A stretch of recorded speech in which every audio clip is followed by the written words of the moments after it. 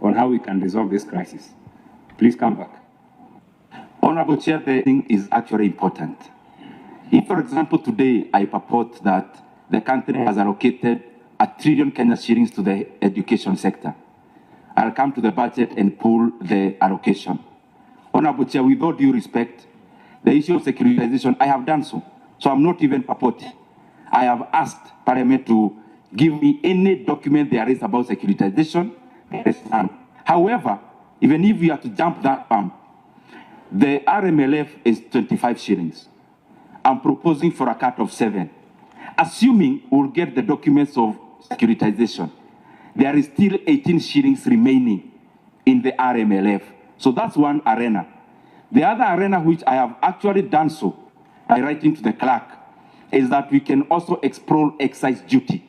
So that if RMLF has been hedged somewhere or used as collateral, then there is a fallback in terms of excise. There was the issue of, Honorable Chair, of the Kenya shillings 10. And to use your words, because Chair, allow me also, because talking is just not listening, is also feeling. The Chair said, and actually to use his words, don't you understand that the Kenya shillings 10 that was talked about in Nairobi, there is an extra 10 shillings that was talked about in Mombasa. Honorable Chair, Honorable Pukose, through the question you asked, I understand fully and completely. Subsidies are given monthly. That is why money is provisioned in the monthly basis. So when I start and say today that the diesel prices will be lower by 10 shillings next month, the base is always before the subsidy. And that is why I say that it was not clear whether it was additional. I have, Chairman, before appearing here, I have gone through the communications, both in Nairobi, as it was made, and in Mombasa by government. I never found the word additional. So if it's 10 shillings is still there as we talk, because subsidy is given monthly. It's not a law that we make that we have brought down the fuel by 10 shillings. It is money that is provisioned every month from the Fuel Stabilization Fund. So I hope you're on the same page. Whether it is additional or we are persisting with the current 10, only the government can clarify. Honorable Nyakundi, why I never chose to do it as a bill? Precisely because it was not my choice. I wrote to Parliament, Parliament chose this route, and I'm happy with it because probably it's shorter. Because as a bill, you know, it will be a money bill. I'll still come back here. And I know the kind of program you have around this time. Honestly, as the budget committee, I don't think you'd have time for money bills at the current timelines. So I would then have to appear before this committee after June. But that was not my decision. I wrote my proposals to Parliament. It is Parliament that chooses the most efficient path.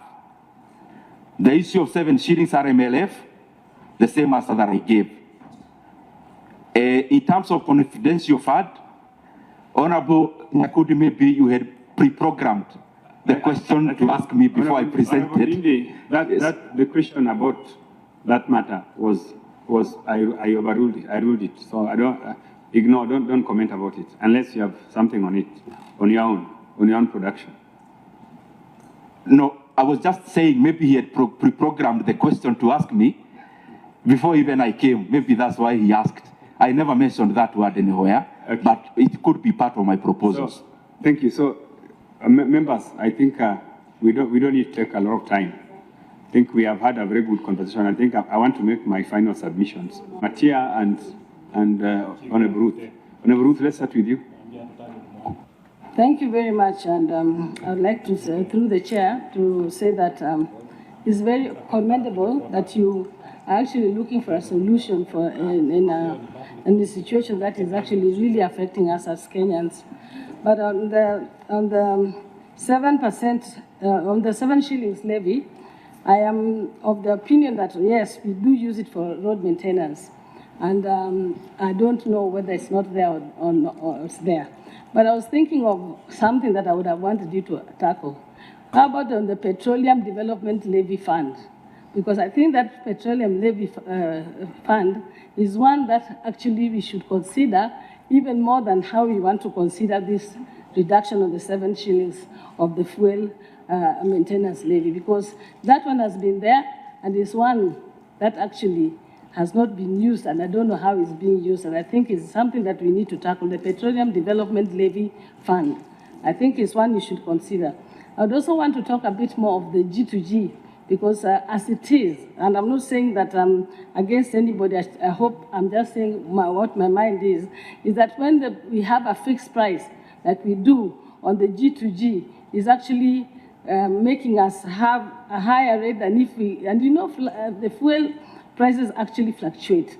Yeah, and really, when we had the OTS, in the OTS, the open tender system, we are able to determine, and sometimes mostly even lower prices for ourselves. So I think that some of those ones, including in what you're saying, might help us more than the VAT that you'd want us to reduce so much, because, you know, at the moment, VAT is a very thorny issue. So maybe those are some of the things on that your presentation. But I must say that much as you're being bashed left and right somewhere or the other, but the fact that you're courageous enough to see that we could get a solution in Kenya is commendable. Thank you.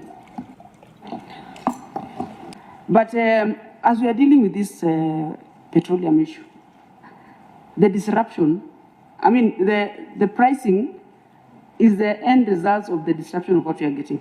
But listening to many analysts, the biggest problem is not actually the barrel. It is what contributes the components. During the war, we are calling it the Russian and Ukraine. It is the positioning of the map.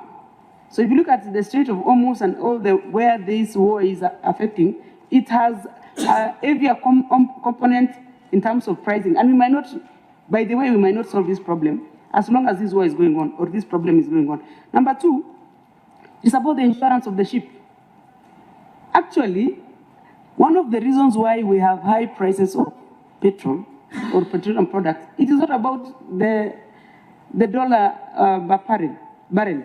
It is the insurance that has been put, because this is about sinking of the ship and all those kind of things. So even as we look for solutions, I think I want to go back to what Honorable Bukosa asked you to benchmark, so that we have a better way of looking at it, even if we might not get the solution in good time. Thank you.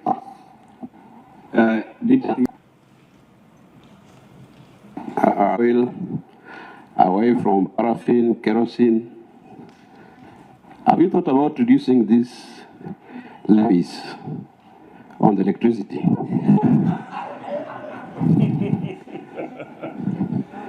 Yeah, because as we talk about diesel, petrol, the cost of electricity is also high. And I'm tempted to believe that you are not talking about it because you are personally a beneficiary of the output from Kenya Power. Thank you. Members, I think let Lindy respond to those questions, then I'll make the final submission. About this proposal is a good proposal, but I wanted to hear from our good friend, Honorable Didi Nyoro. If we reduce these 7 shillings, already we have some contractors who are undertaking the project in the constituencies. What will happen to those projects? Will those projects stop or stall? Because you have told us that this project can be done by domestically funded sector, but even those domestically funded sector, we have already some commitment to the contractors. What will happen to the currently committed project? Will they continue, or they will be stored for maybe to be funded in the future? Thank you, Chairman. Yes, Madam Lindy, you can respond. Let me start with my sister, Honorable Ruth. I agree with you 100%, Honorable Ruth, and thank you very much for those kind words. They are very scarce nowadays from people like you and my colleagues. So when I hear one, it's an outlier. Honorable Ndindi, what do you mean? The political space has been taken over by opposition. Those united opposition, where you belong. So what do you mean? Are you not part of that team that is very vicious? What I mean, Chair, is that when I'm doing these kind of things, I am happy Kenyans are very encouraging. I'm receiving very many messages of encouragement, but to hear some from my colleagues are very rare. And that's why I want to recognize Honorable Ruth for that. And also other members who have commended me privately, like Honorable Naisura.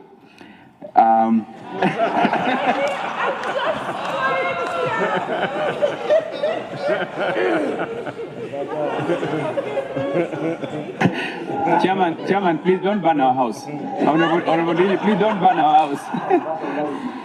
Don't burn our house. Proceed. And I'll be replying to your message even later, Honorable Naisura. So the 147 shillings, I agree with you, Honorable Ruth. We need money for road maintenance, and the reason I say that, or in my submission, the budget is in threefold, almost equivalent. There is externally funded, we may not do there much, but there is a domestically funded budget for roads.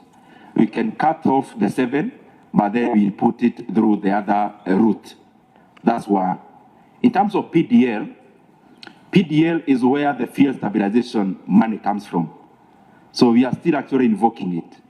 Because if you look in my proposals, I have also proposing we